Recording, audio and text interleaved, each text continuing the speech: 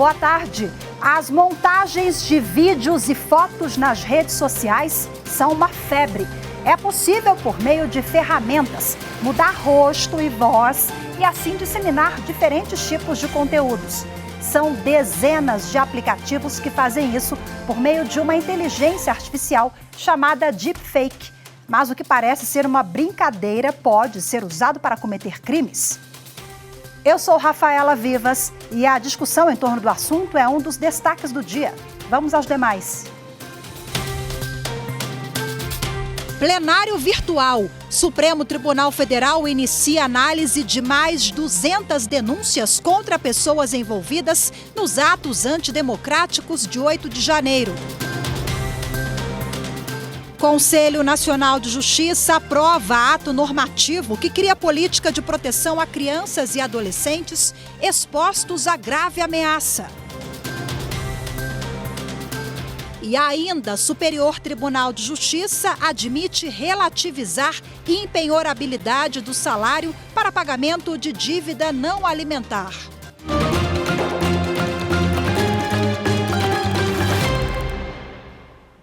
O Supremo Tribunal Federal começou hoje, no plenário virtual, a análise de mais 200 denúncias contra pessoas envolvidas nos atos antidemocráticos do dia 8 de janeiro. O relator ministro Alexandre de Moraes já votou para tornar os próximos denunciados em réus. Quem tem os detalhes é a repórter Carolina Chaves. Olá, Carol, muito boa tarde para você. Até agora, então, só o ministro relator votou?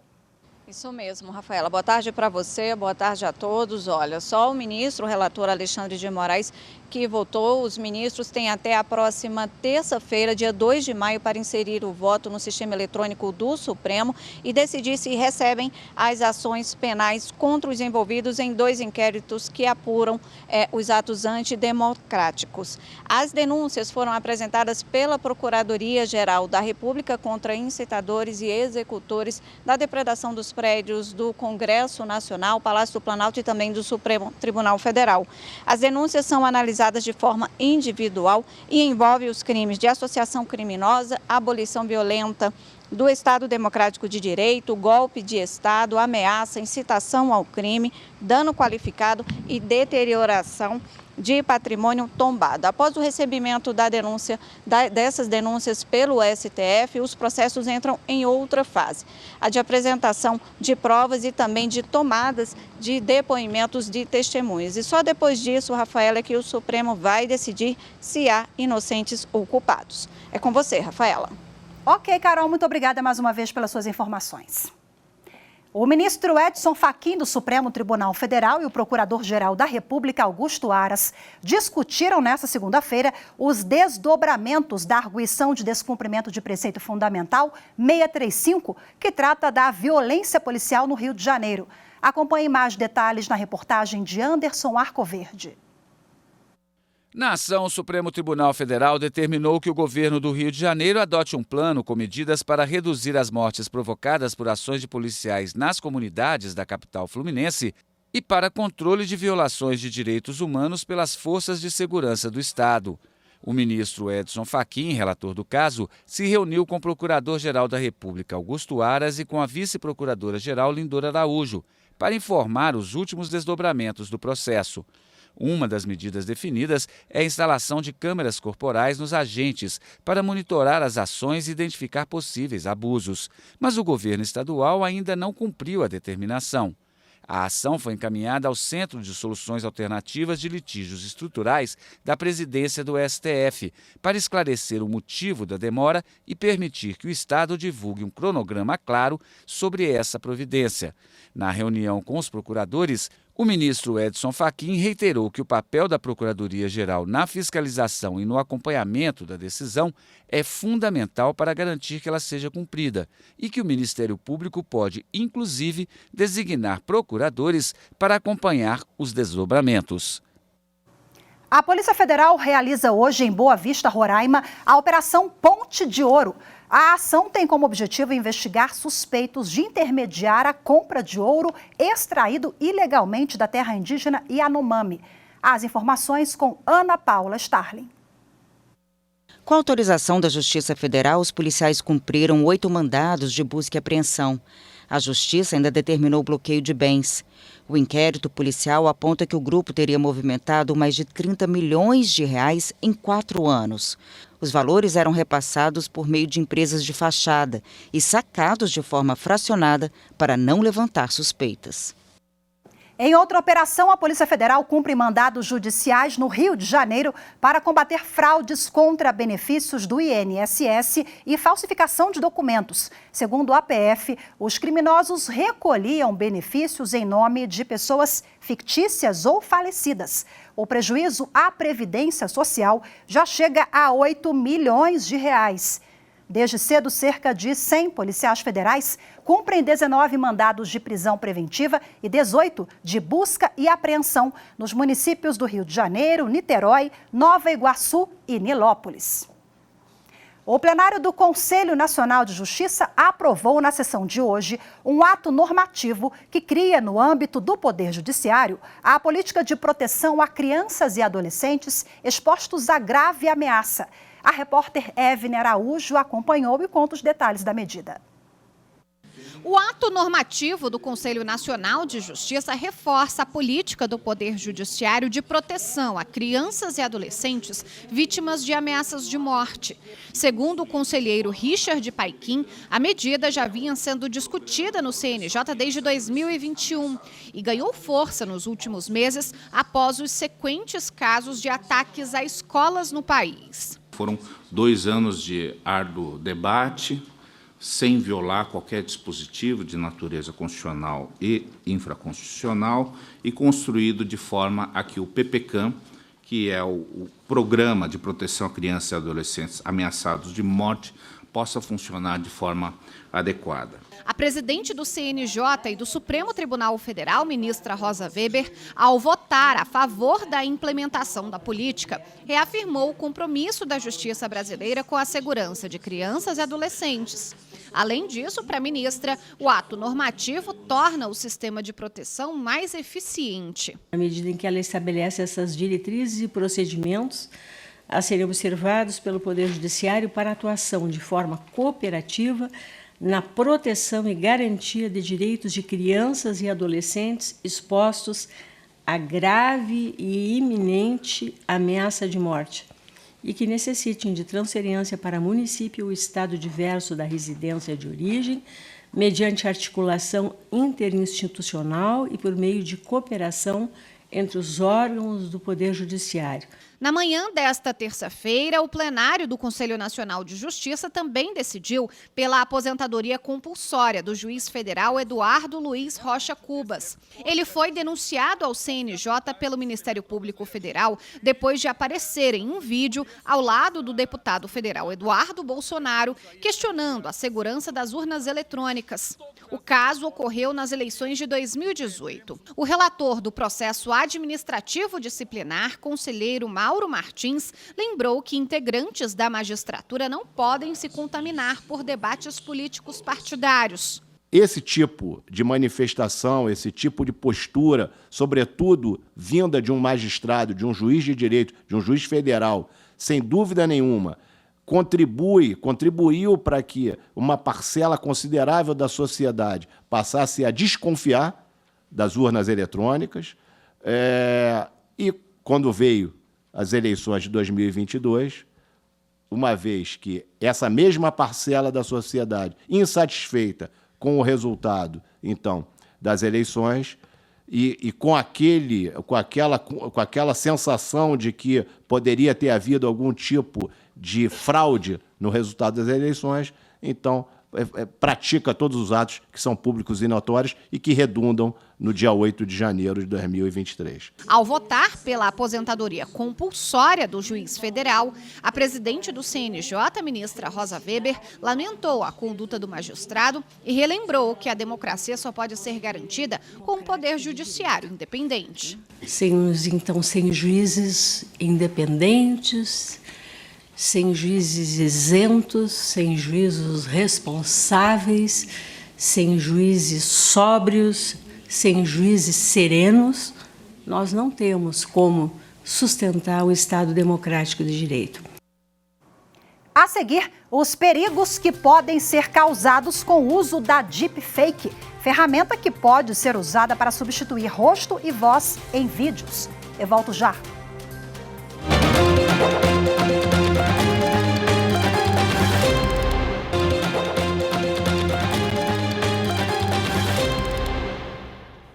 Por determinação da Justiça de Santa Catarina, a Polícia Civil prendeu 10 homens acusados de integrar uma célula skinhead neonazista que tem ligações com grupos internacionais.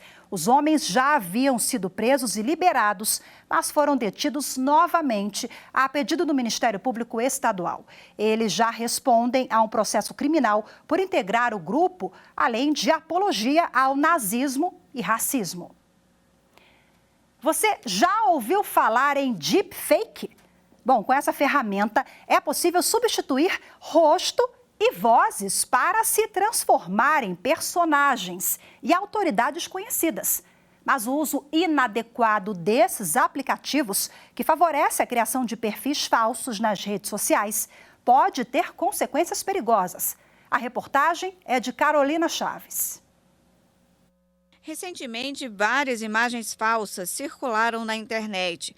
O Papa com uma jaqueta, uma suposta resistência do ex-presidente dos Estados Unidos à prisão e até uma obra de arte criada por inteligência artificial. A manipulação de imagem e voz é tão perfeita que chega a ser convincente aos mais descuidados. Entre outros pontos, o texto aumenta para 10 anos o prazo de renovação da carteira de motoristas para quem tem até 50 anos. Os vídeos principalmente ganharam força nas redes sociais. Por meio de uma base de dados com imagens de vários rostos, é só acoplar outras dimensões de faces e fazer a transformação. A voz também pode ser inserida com as expressões e movimentos labiais. Para isso, existem vários aplicativos que permitem a deepfake. Eu testei um deles e virei personagem de cinema.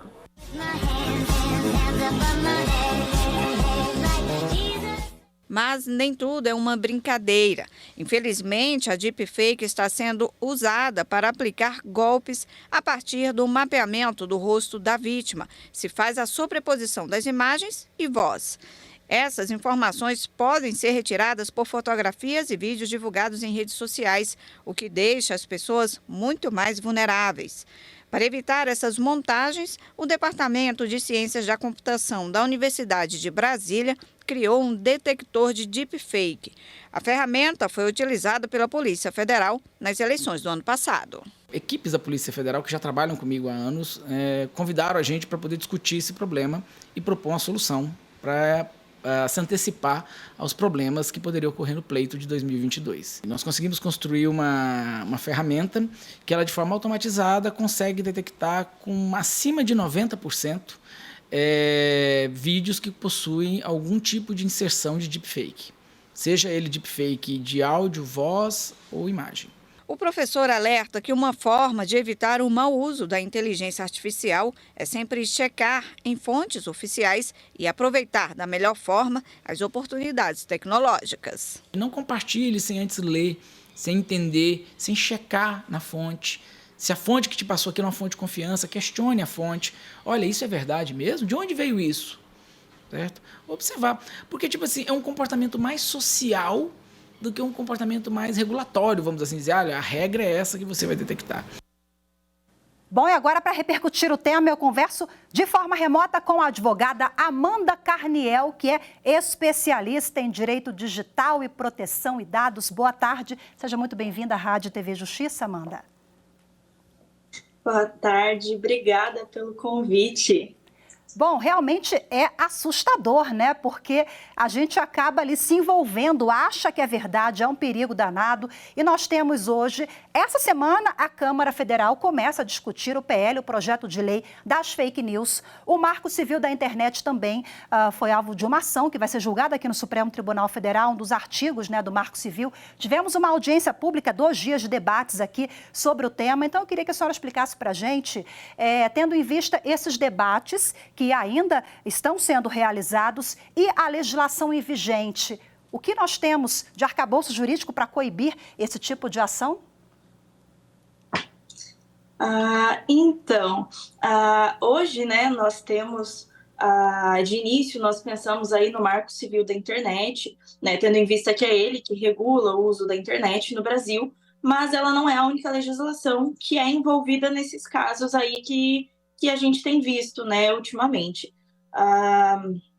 Nós temos, né, aí para falar sobre deepfake, nós temos o Código Penal, que dispõe ali dos crimes cometidos, das penas que são impostas, a Constituição Federal, que fala sobre a imagem, a intimidade e a privacidade das pessoas, o Código Civil, que dispõe sobre o ato ilícito, dano moral, e mais recente, né, nós temos a LGPD, a Lei Geral de Proteção de Dados, e a gente tem ela, né, tendo em vista que o reconhecimento facial, que é a tecnologia ali utilizada no deepfake, é considerado dado sensível, tendo em vista se tratar de um dado biométrico, né? Além de outros códigos e leis esparsas aí que podem ser acionadas dependendo do caso concreto. E aí, na nossa realidade, né, tendo em vista as informações ali que você trouxe para nós, que está sendo julgado e tudo mais, nós temos no momento o projeto de lei 21 de 2020, que é uma proposta para regular a inteligência artificial e o reconhecimento facial.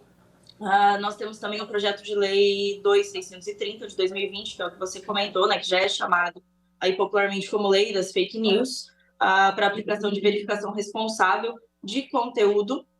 Porém, na minha visão, né, é uma atividade difícil. A tecnologia, ela avança exponencialmente, né, enquanto a legislação ela caminha em passos lentos. E ainda que venha ali novas leis, isso não isenta, de fato, né, de continuar acontecendo os crimes, como a gente já percebe na nossa legislação. A gente tem o Código Penal com a previsão de crimes, mas ainda assim as pessoas continuam cometendo crimes, né?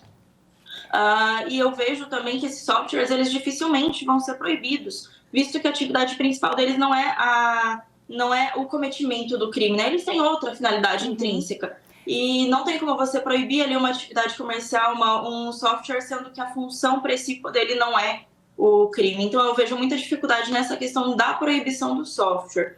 Então, assim, no momento, eu acredito que o que teria mais impacto, de fato, seria a educação. Então, ensinar o que é o deepfake, de que forma que é feito, como que se previne, né, do deepfake, das fake news. Eu acredito que esses são os pontos-chave.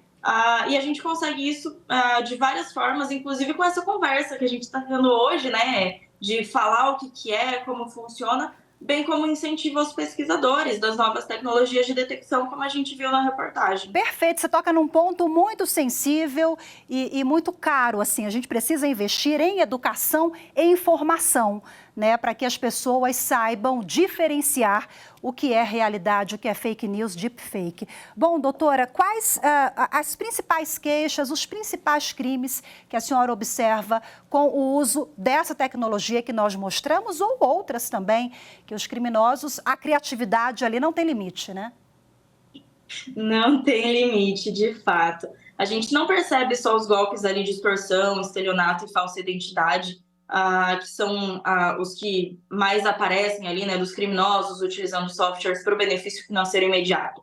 Mas a gente tem outros crimes que já estão previstos ali no nosso Código Penal, que eles entram ali em voga com o direito digital, por serem cometidos ali por meio da internet, e que, infelizmente, eles passam a ser mais comuns do que deveriam. Então, a gente tem ali a violação do dispositivo informático, a gente tem o revenge porn, a gente tem a própria calúnia, injúria e difamação, que passam a ser mais frequentes nas redes sociais, né, tendo em vista que muitas pessoas ainda pensam que a internet é uma terra sem lei, que pode ser feito ali de tudo, sem qualquer responsabilidade, e que não vai ter consequência. Não então, é assim, bem assim mais, né? Isso aí faz parte do passado, que é terra sem lei, né, doutora? Sim, faz parte do passado. Nós estamos aí com uma série de leis caminhando. E aí, nesse sentido, né, a título de exemplo, para ficar mais fácil de visualizar também, eu trago a figura, né, desde um criminoso ali usando a imagem do presidente de uma das maiores potências mundiais ali, disseminando absurdos, né, de racismo, nazismo, misoginia, usando a imagem, né, ali, o criminoso utilizando a imagem de uma pessoa, né, de uma filha ali, de alguém que ele coletou essa imagem nas redes sociais, e combinando os dados ali, onde a gente entra com a LGPD, combinando dados e informações, ele chega até a mãe dessa pessoa, manda um vídeo se passando pela pessoa, pedindo dinheiro, simulando sequestro. A gente tem também os criminosos disseminando, né, informações falsas sobre eleição, sobre saúde, sobre segurança, até algo que aí a gente não entra aí em uma quadrilha grande, mas uma pessoa que também é considerada criminosa, né, porque comete crime, um ex-namorado ali que usa do software para inserir a imagem da ex-namorada em um vídeo adulto, espalha divulgar mentira, fotografias íntimas, né?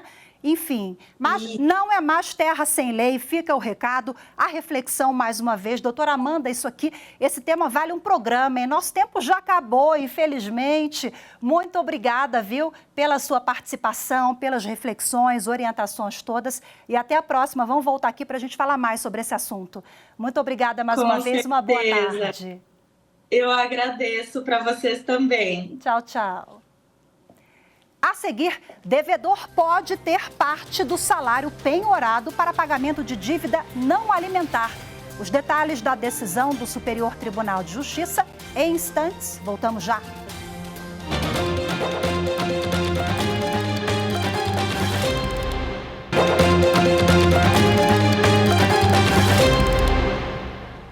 O plenário virtual do Supremo Tribunal Federal reafirmou o entendimento de que estados e municípios têm competência para complementar norma federal que impeça a introdução ou propagação de doença contagiosa. O tema teve a repercussão geral reconhecida, como informa a repórter Carolina Chaves. Os ministros analisaram um recurso extraordinário apresentado pelo Ministério Público do Rio Grande do Sul para contestar uma decisão da Justiça Gaúcha que não aceitou denúncia contra uma comerciante que manteve o estabelecimento funcionando durante a pandemia de Covid-19, contrariando normas estaduais e municipais. A comerciante foi acusada de infringir determinação do poder público destinada a impedir introdução ou propagação de doença contagiosa, prevista no Código Penal. No Supremo, o Ministério Público Gaúcho sustentou que cabe tanto ao Estado quanto ao município complementar norma federal para impedir condutas criminosas. A relatora ministra Rosa Weber citou jurisprudência da Corte no contexto da pandemia de Covid-19, de que a competência para a proteção da saúde é compartilhada entre a União, Distrito Federal, Estados e municípios. Além disso, apesar da edição do Código Penal ser de competência da União, a presidente da Corte entendeu que o artigo em questão traz um preceito genérico e, por isso, pode ser complementado por estados e municípios. A maioria dos ministros acompanhou o voto da relatora. A Justiça Federal determinou o ressarcimento de cerca de 7 milhões de reais para a Fundação de Amparo à Pesquisa do Estado de Minas Gerais. A ação foi movida pelo MPF e pelo Ministério Público de Minas Gerais. A repórter Madeleine Machado traz agora as informações desse caso. A ação por improbidade administrativa dos agentes públicos e políticos envolvidos no caso foi proposta em 2017 em razão de danos aos cofres públicos na execução do projeto Tupã por parte da empresa Axi Aeroespacial. Os valores eram relativos a projeto de inovação tecnológica que nunca foi concluído e que previa o desenvolvimento de uma aeronave que gradualmente foi modificado para a construção de um protótipo e também de um polo aeronáutico. No total, foram repassados mais de 7 milhões de reais em recursos públicos. 4 milhões para a construção da aeronave e 3 para o desenvolvimento do protótipo. A construção do polo aeronáutico de aeronave não aconteceu e o desenvolvimento do protótipo não contou com a participação efetiva da comunidade acadêmica, nem dos professores no apoio técnico e nem dos alunos na participação em eventuais vagas de estágio e criação de linhas de pesquisa. A Corte Especial do Superior Tribunal de Justiça admitiu relativizar a impenhorabilidade do salário para pagamento de dívida não alimentar. Mais informações na reportagem de Jéssica Castro. Em julgamento de embargos de divergência, a Corte Especial do STJ estabeleceu que é possível, em caráter excepcional, relativizar a regra da impenhorabilidade das verbas de natureza salarial para pagamento de dívida não alimentar, independentemente do montante recebido pelo devedor, desde que preservado o valor que assegure subsistência digna para ele e sua família. Os embargos de divergência foram interpostos por um credor contra acórdão da quarta turma, que indeferiu o pedido de de penhora de 30% do salário do executado, o que representava um valor de aproximadamente R$ 8.500. A dívida que é objeto da execução teve origem em cheques de aproximadamente R$ 110 mil. E o credor apontou precedentes da Corte Especial e da terceira turma que condicionaram o afastamento do caráter absoluto da impenhorabilidade das verbas de natureza salarial apenas ao fato de a medida constritiva não comprometer a subsistência digna do devedor e de sua família, independentemente da natureza da dívida ou dos rendimentos do executado. No julgamento, foi discutido se a impenhorabilidade, na hipótese de dívida de natureza não alimentar, estaria condicionada apenas à garantia do mínimo necessário para a subsistência digna do devedor e de sua família, ou se, além disso, também deveria ser observado o limite mínimo de 50 salários mínimos recebidos pelo devedor. O relator, ministro João Otávio de Noronha, explicou que o Código de Processo Civil trata a impenhorabilidade como relativa, permitindo que seja atenuada em julgamentos em que, se ponderando os princípios da menor onerosidade para o devedor e da efetividade da execução para o credor, conceda uma tutela jurisdicional mais adequada a cada caso, ao invés da necessidade de uma aplicação rígida e inflexível do conceito de impenhorabilidade. Dessa forma, o relator entendeu que é possível a relativização do Código de Processo Civil para se autorizar a penhora de verba salarial inferior a 50 salários mínimos, em percentual condizente com a realidade de cada caso concreto, desde que assegurado o montante que garanta a dignidade do devedor e de sua família. 13h54. Hoje ficamos por aqui. Muito obrigada pela sua companhia. Uma ótima tarde. Até amanhã. Tchau, tchau.